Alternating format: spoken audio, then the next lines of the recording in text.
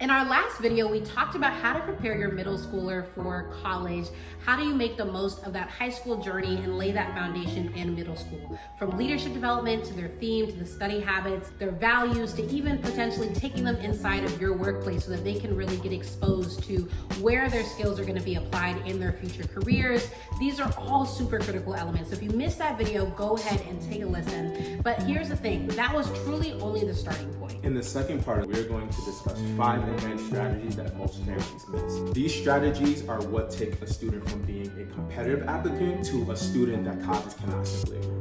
So stay tuned. By the end of this video, you're going to know exactly what you need to do to prepare your middle schooler for their college preparation journey so they're not burnt out like everyone else junior and senior year of high school. If you are new here, be sure to hit the subscribe button and tap the notification bell, because every week we are going to be sharing strategies that help families raise purpose-driven leaders who get admitted to top-tier colleges, often with major scholarships as well. And if you don't know us already, we are the Olanis. My husband and I have worked over the last decade to help dozens of students get into top colleges from Notre Dame, Stanford, Princeton.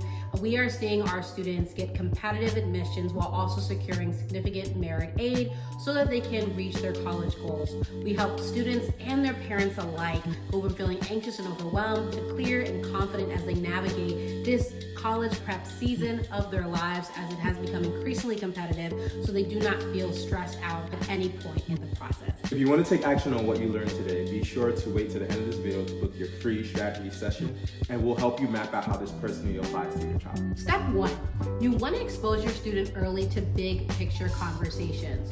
Oftentimes we can feel like we have to shield our students from real world issues that are currently going on today. But the sooner that your student can be exposed to these issues, the better. And it really does allude to what we talked about in our last teaching here on YouTube, where we said, bring your student into your workplace and expose them to the problems that you might be facing right now in your job, just so that they can start to have that imagination, that rigor of thought, that critical thinking that's going to be necessary in their high school journey and especially in college. The sooner, the better for those big picture conversations. So this could be, maybe you have a family habit in the car, you're listening to a news podcast or reading a news article, things of that nature. It also can be something that's closer to home. So thinking about ways in which there may be real world issues within the community you live or in your country of origin, things of that nature that will really make the intellectual rigor that students need to be successful something that feels a part of who they are. Those big picture conversations are connected to a sense of identity and deeper values that, again, you all are building at home. Step 2, you want to help them build a public voice, whether that's through a blog, a podcast, or online presence, whether that's presenting at school. You want to give your child the opportunity to begin to present their ideas, their perspectives, and just their general thoughts in a public platform. And what this does is that it allows them to build the skill of great communication, which a lot of colleges are actively and consciously always looking for. And it's important to recognize that this is going to be a transferable skill, whatever they want to do, whatever project they pursue. Presenting, being able to lead, that clear communication is a critical skill to every element of leadership. Step 3, you want to encourage your child to engage in cross-cultural competence. You want to expose your child to different communities, values, cultures, languages, all for the goal of being able to expand their perspective and all for the goal of being able to curate experience. This doesn't have to be complicated. It can look as simple as them learning a family tradition from their grandparents, volunteering to serve a different community, traveling. The goal for all of this is to expand the experience because this looks amazing for their college academic portfolio.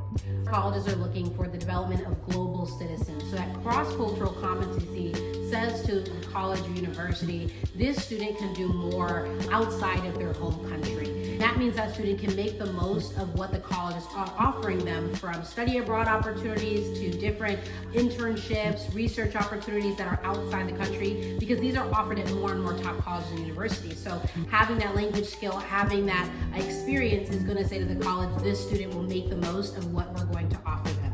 So let us know in the comments, if your student could have one experience before they start high school, what would that be for them to help them really shape their worldview in ways that might even surprise you? Step 4, teach your student to document their journey. Think about documenting the journey as really a habit. When they are going forward with the college application process, there's going to be something called an activities list, and then your student is usually going to have an option to upload their resume as well. I was recently working with a student, and it was literal hell just trying to get them to remember what they did their freshman year. And this was a student we started working with in her senior year. We no longer work with seniors. You have to work with us between 8th and 10th grade to start. One of the major habits that we have our students start doing is tracking everything they do. There's nothing that our students are doing that is not written down somewhere. We use Google Excel spreadsheets to have our students keep track of that.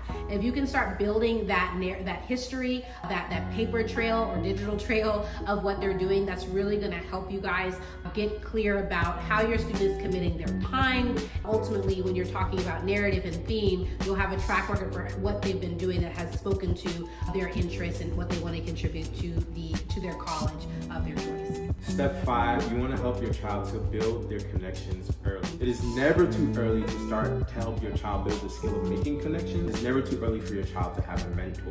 Whether that looks like a professional connection, it looks like a leader within their communities, even a family or a friend. You want to help your child to connect with someone who can pour into them and mentor them. And what ends up happening usually is that these are the people who end up writing these amazing recommendations that colleges just eat up. A lot of times, right, college recommendations, we're not thinking about those until junior or senior year. But imagine you're thinking about this now. And I'm not saying be super performative about it or stress yourself out about it. But when you have a just organic network for your student and you train them and you're supporting them and coaching them on how to build their own network of relationships, imagine now they're asking for a recommendation from someone who's known them for 4 to 5 years. That is going to weigh different from someone that is recommending a student they've only known for 1 year, as personable or gifted or talented as that student may be. If you're ready to take these strategies even further, make sure to book a free strategy session with us. We'll help you create a personalized roadmap and personalized direction that will help your child have high achievement in high school, in college, and even beyond that. Now, our calendar fills up very, very quickly, so you want to make sure to use this link below. Hit that subscribe button, tap that notification bell so you can be notified every time we release a new video, and we'll see you in the next one.